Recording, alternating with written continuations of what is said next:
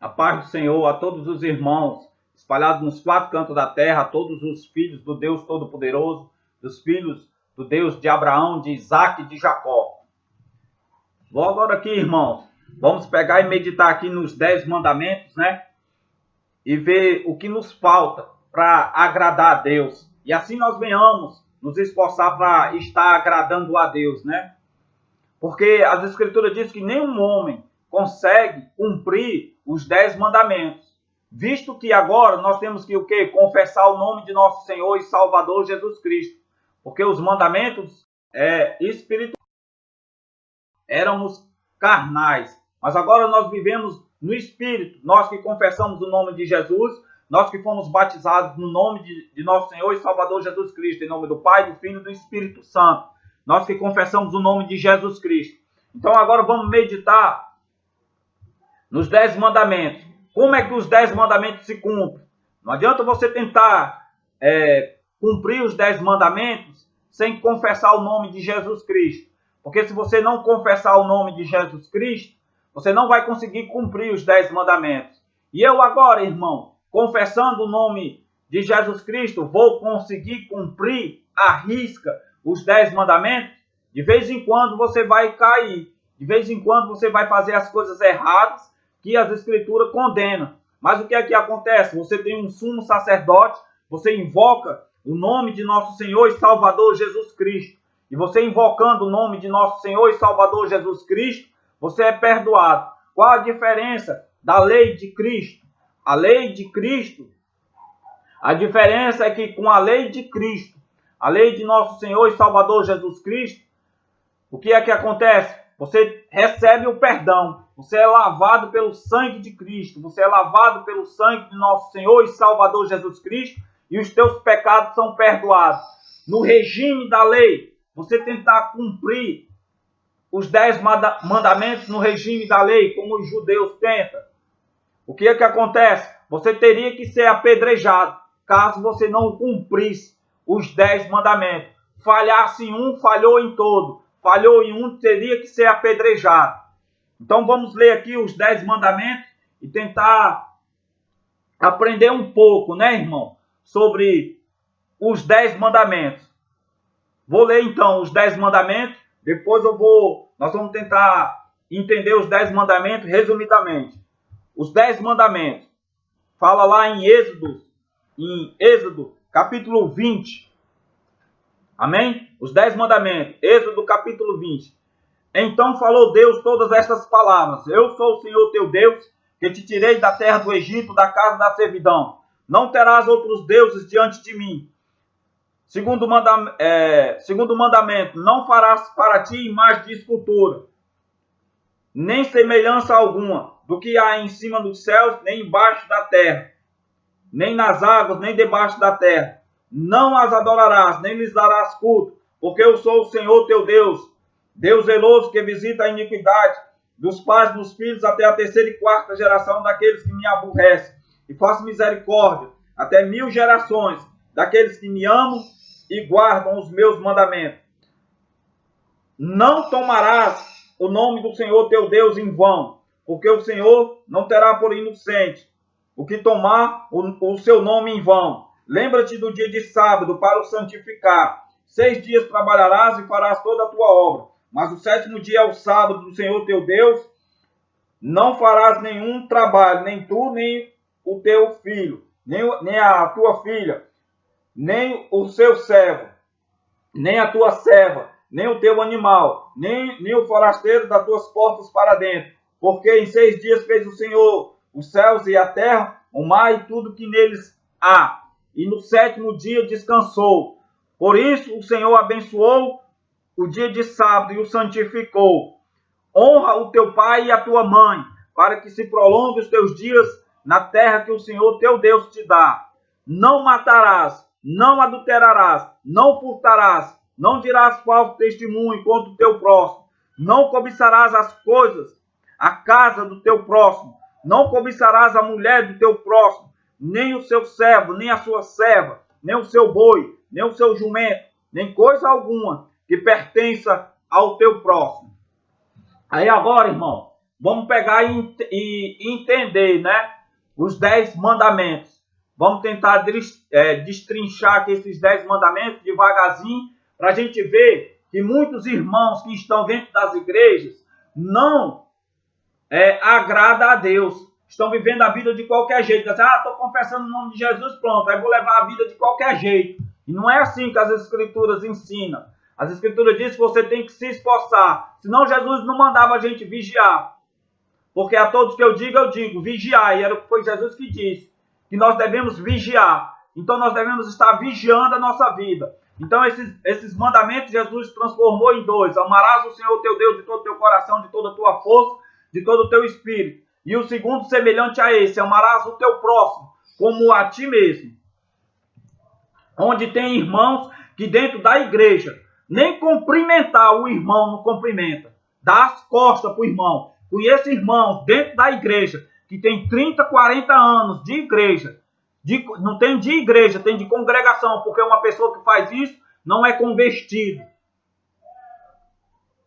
Ele está 20, 30 anos dentro da igreja e não cumprimenta o irmão. E às vezes quando o irmão chega para cumprimentar ele com a paz do Senhor, ele dá as costas para o irmão. Isso não é atitude de crente, de cristão, é de incrédulo. Então se você procede desse jeito, você não é cristão.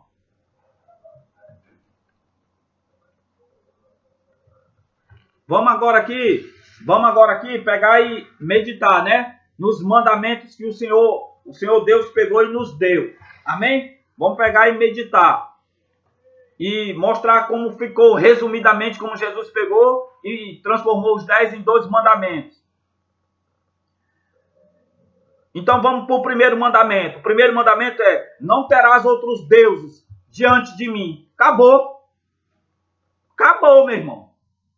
Deus pegou e disse: não terás outros deuses diante de mim. Acabou.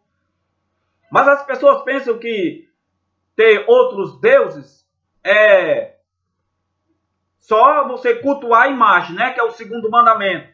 Não farás para ti imagem de escultura e não as adorarás. Pensa que é só isso. Fez uma imagem, endeusou.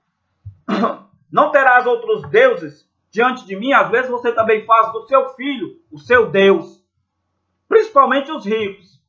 Faz do seu dinheiro o seu Deus. Faz do seu familiar o seu Deus. E esse seu familiar, ele não pode fazer nada por você, meu irmão. Vai chegar uma hora, ele vai morrer. E às vezes, também você pega e faz de um artista, de uma novela, de um filme, de uma revista, um jornalista, faz dessa pessoa o seu Deus. E as Escrituras diz: maldito do homem que faz de outro homem o seu Deus.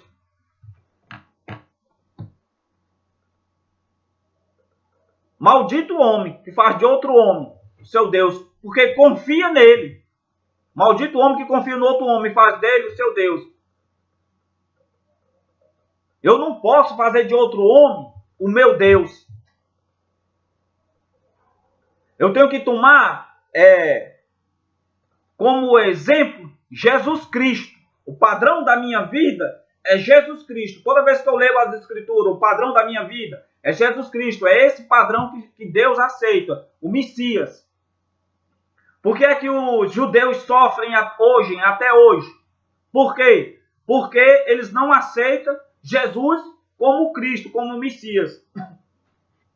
Os judeus, eles falam que eles têm a Torá, tem o Talmud.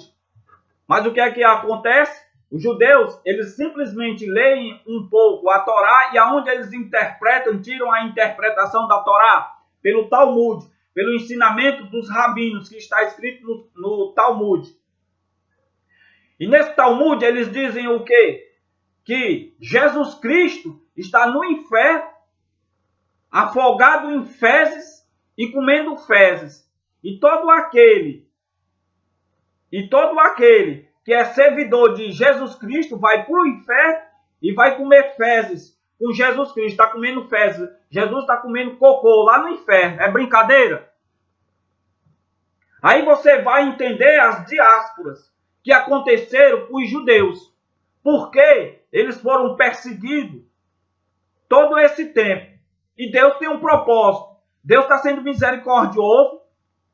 A palavra de Deus diz que o arrogante, ele é perseguido aonde ele for, para que assim possa ser que ele pegue e se arrependa das suas transgressões. Amém? Então, não terás outros deuses diante de mim. Os judeus não têm Jesus como Deus. Segundo mandamento, não farás para ti imagens de escultura, e não as adorarás. Isso cabe também a todas as imagens de escultura que os católicos usam, todas as imagens que os católicos usam, todas as imagens que os indianos usam, todas as imagens que os chineses usam, os budistas usam, os monges usam, os Hare Krishna usam. Qualquer imagem de escultura, você não pode se prostrar diante dessas imagens. Porque o que é que Deus diz? Eu sou o Senhor teu Deus, que visita a iniquidade dos pais e dos filhos até a 3ª e 4ª geração. E abençoo até 1000 gerações daqueles que me amam.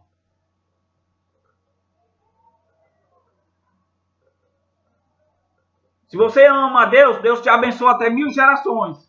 Se você cultua em imagem, ou imagem de escultura, você se prostra diante de uma imagem, é pecado diante de Deus. E é idolatria também, se você assiste filmes, novela. Só em você assistir já é idolatria, porque eles vão ensinar você a fazer tudo errado. Então, já é uma idolatria. E aí imagina você ainda pegando o nome de artista, seja lá um artista, ou um artista ou uma atriz, e colando o nome deles, e com roupas sensuais, de calcinha ou de biquíni, pregado nas paredes, adorando. Esses artistas são pessoas. Você não pode adorar ninguém. Nem no céu, nem na terra, nem debaixo da terra, nem no mar. Seja a imagem que for, você não pode adorar. Terceiro, não tomarás o nome do Senhor teu Deus em vão, porque o Senhor não terá por inocente o que tomar o seu nome em vão. Quando o Senhor está dizendo, não tomarás o nome do Senhor teu Deus em vão, não é que eu não posso pronunciar o nome de Jesus. Não é que eu não posso pronunciar o nome de Deus, Yahu. Né? Não é porque eu não posso pronunciar o nome de Deus, do Todo-Poderoso. E assim foi dado títulos. O que a palavra de Deus está dizendo é que você não pode invocar o nome de Deus e viver numa vida de sem vergonhice, numa vida de injustiça, numa vida de pecado. Você não pode invocar o nome de Deus e estar adulterando. Você não pode invocar o nome de Deus e estar se prostrando diante de uma imagem.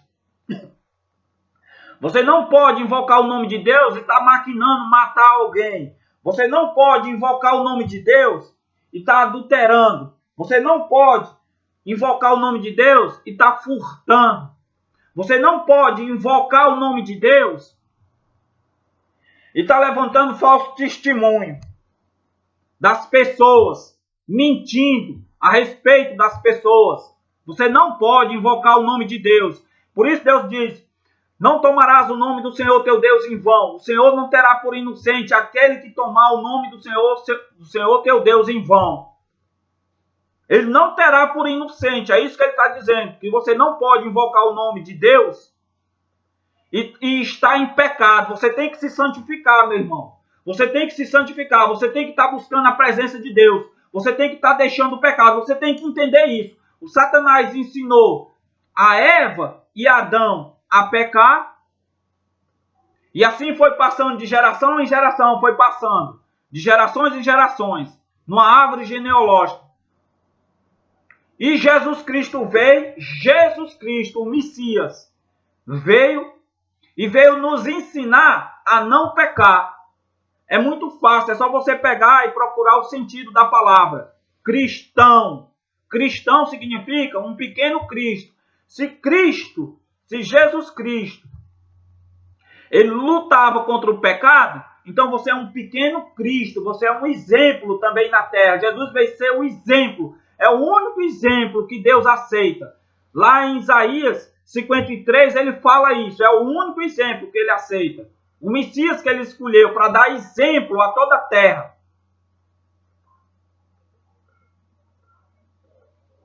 Então você tem que entender, nós temos que tomar Jesus como exemplo. Então, quando eu falo o nome de Jesus, ou quando eu levo uma topada, eu estou conversando com alguém que fala o nome de Jesus, ou falo o nome de Deus, que as pessoas dizem o Eterno, que os judeus não querem pronunciar o nome de Deus, né, do Todo-Poderoso, eles dizem o Eterno, o Eterno. Não é isso. O nome de Deus, a pronúncia do nome de Deus se perdeu. Por quê? Porque 2.000 anos, 3.000 anos, 4.000 anos, 5.000 anos lá atrás, só tinha só a escrita. Você tem que entender isso. Só a escrita. O som, nós só conseguimos guardar agora. Por quê? Porque há 100, 150, 200 anos, 150, 170 anos foi inventado o quê? O gravador. Consegue o quê? Guardar a voz. Então, podemos falar uma coisa, está registrado, como é que é dito aquela palavra. Mas, 2.000 anos, 3.000 anos, 5.000 anos, não tinha como você guardar a voz, como era pronunciado o nome do Eterno, porque não tinha as vogais. Então, era escrito só o quê? Só as consoantes. Então não tinha as vogais, não tinha como pronunciar. Então fizeram um arranjo para poder pronunciar o nome do Deus Todo-Poderoso. Mas você tem que entender que naquele tempo não tinha gravador, não tinha televisão, não tinha internet, não tinha como gravar. Para dizer para as pessoas, não tinha televisão, para se gravar e ficar gravado até hoje, para nós saber como era que Abraão pronunciava o nome de Deus. Como Abraão, Isaac, Jacó, Moisés e todos os profetas e todos os judeus do passado, da época de Moisés, como eles pronunciavam o nome do Deus Todo-Poderoso. Por isso que as Escrituras não tomarás o nome do Senhor teu Deus em vão. Mas isso que ele está falando é um mistério. Por quê? Para que você não venha estar em pecado e estar pronunciando o nome de Deus. Aí você está pronunciando o nome de Deus em vão. Invocando o nome de Deus e não está andando reto diante de Deus. Se santifique, meu irmão. Busque a presença de Deus. Busque a face de Deus em nome de Jesus Cristo. Por isso Deus nos deu o nome de Jesus Cristo, para que nós venhamos invocar esse nome. E assim nós venhamos ter perdão dos nossos pecados. O quarto mandamento. Lembra-te do dia de sábado para o santificar. Jesus Cristo é o sábado. Nós descansamos em Jesus Cristo. Quando nós aceitamos Jesus, nós morremos para esse mundo. Então as nossas obras não existem mais. Então, o Velho Testamento não vale mais para nós. Vale só como o quê? Como observância. Eu vou observar o que Deus não gosta.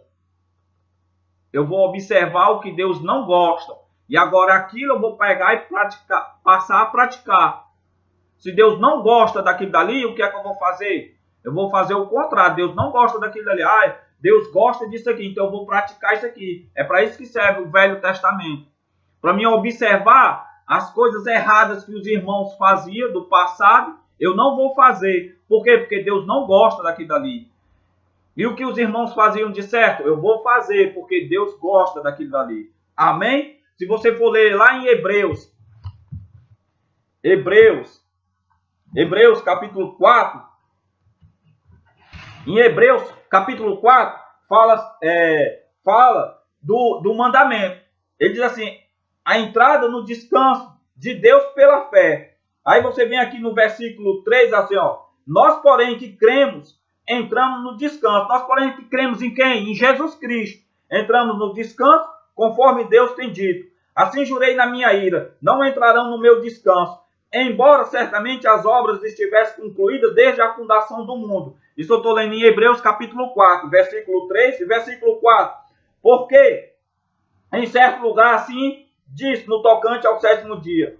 E descansou Deus no 7º dia de todas as obras que fizeram.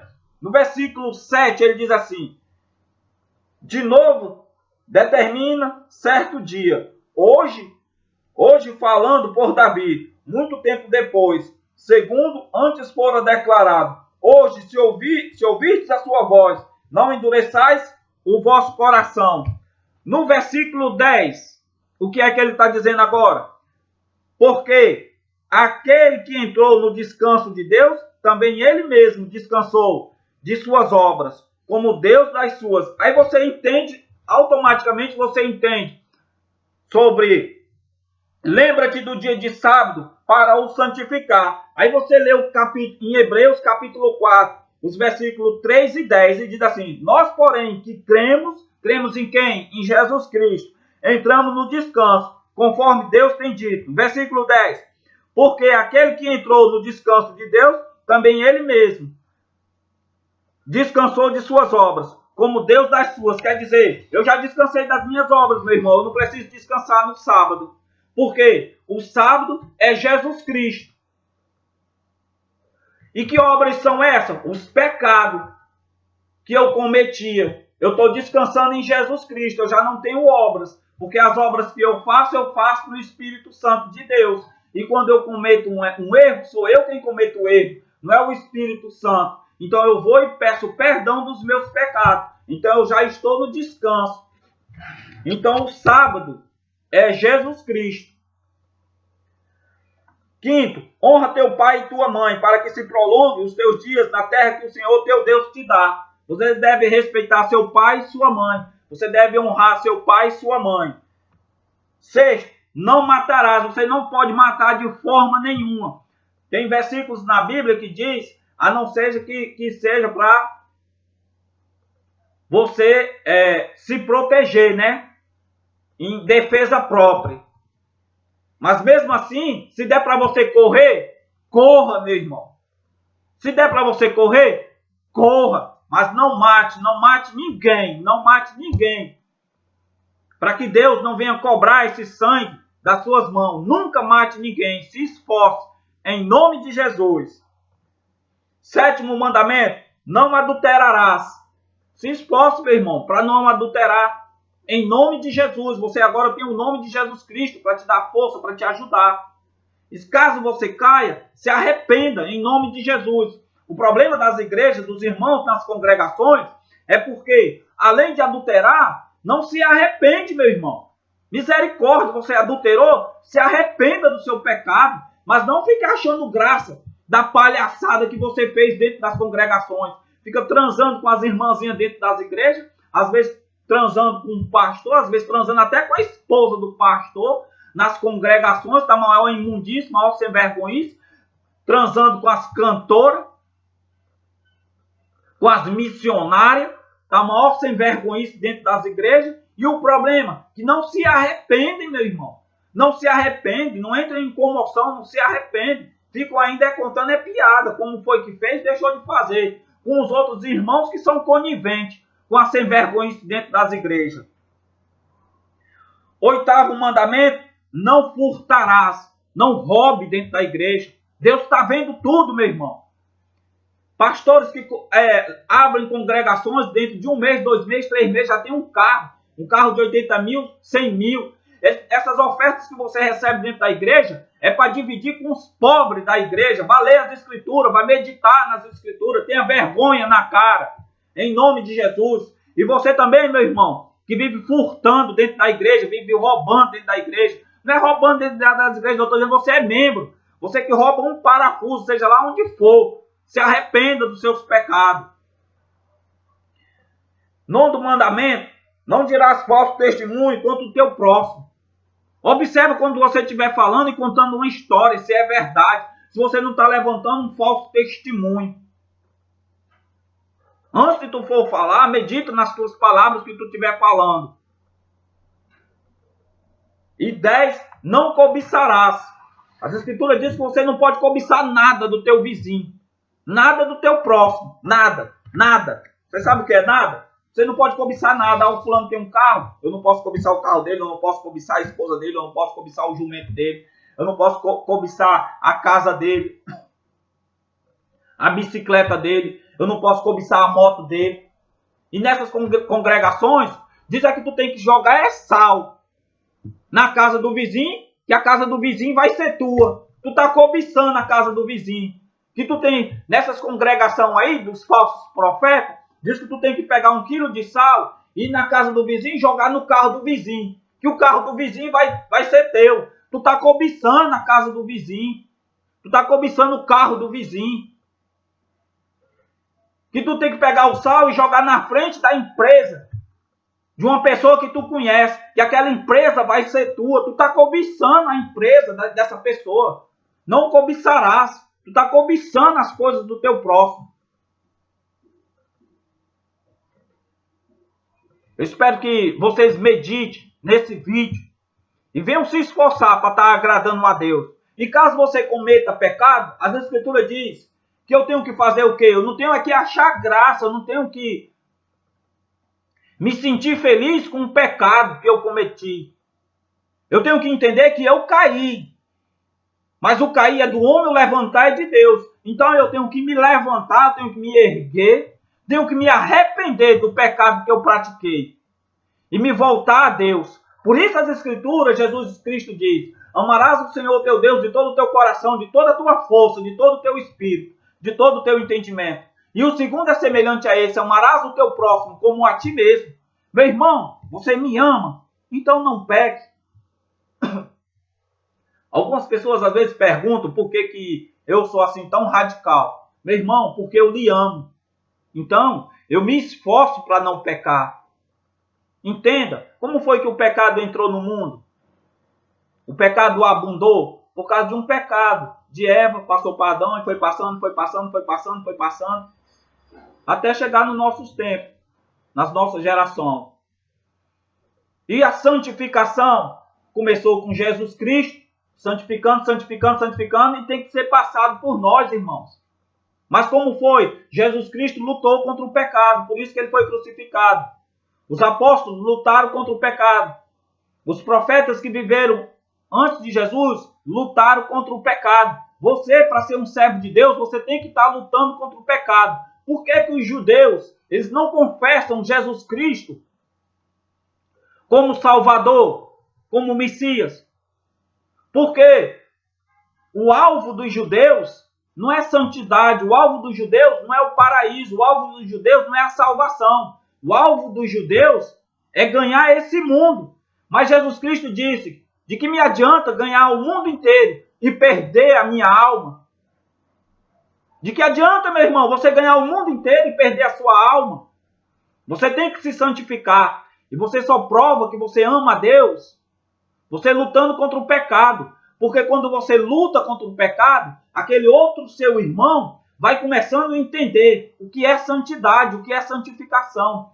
Você luta contra o pecado não é por causa de você, é por causa do seu irmão. O mandamento é: amarás o teu próximo como a ti mesmo. Não é amarás a ti como a ti mesmo. Não é desse jeito, é amarás o teu próximo como a ti mesmo. O que eu posso fazer para que o meu próximo possa vencer? É você lutar contra o pecado. Quando você luta contra o pecado, você está lutando contra Satanás e contra os demônios. A sua luta não é contra homens, não é contra carne e sangue, é contra Satanás, contra os demônios. Então, quando você está lutando contra o pecado, alguém está vencendo lá na frente. Porque essa pessoa está olhando para você, você está servindo de espelho, você está servindo de exemplo. Então, você tem que ser exemplo. O apóstolo Paulo diz: sede meus imitadores, como eu sou de Cristo. Você tem que imitar Cristo. O único que você tem que imitar é Jesus Cristo. Não tem para onde correr, meu irmão. Entenda isso. Quando você luta contra o pecado, você está amando o seu irmão. Se você não ama o seu irmão, você não luta contra o pecado. Você só tem que entender isso. Quando é que eu vou amar meu irmão? Quando você pratica bondade, quando você pratica justiça. Quando você pratica justiça, quando você é uma pessoa boa. Veja os frutos do Espírito Santo. Então você tem que praticar todas aquelas ações do Espírito Santo. Leia o fruto do Espírito Santo. Então, o fruto do Espírito Santo tem que ter em você: amor, alegria, paz, benignidade, bondade, fidelidade, mansidão, domínio próprio. Se não tem em você, meu irmão, você não tem o Espírito Santo. E sem santidade, ninguém verá a Deus. Sem santidade, ninguém verá a Deus. Você me ama, meu irmão? Então pare de pecar. Você me ama, meu irmão? Pare de pecar. Você me ama, meu irmão? Pare de pecar. Você me ama, minha irmã? Pare de pecar. Você me ama, minha irmã? Pare de pecar em nome de Jesus Cristo. Se esforce. É por isso que eu me esforço para não pecar, porque eu lhe amo. Que Deus te abençoe. Em nome de Jesus Cristo. A paz e a graça de nosso Senhor Jesus Cristo seja com todos os irmãos espalhados nos 4 cantos da terra. Em nome de Jesus Cristo. Pois o Senhor, o Deus Todo-Poderoso, dará ordem ao arcanjo, ele tocará a trombeta. E Jesus Cristo, ele virá buscar a sua igreja no arrebatamento, no abrir e fechar de olhos. Se prepare, meu irmão. Em nome de Jesus Cristo. A paz do Senhor. Paz do Senhor.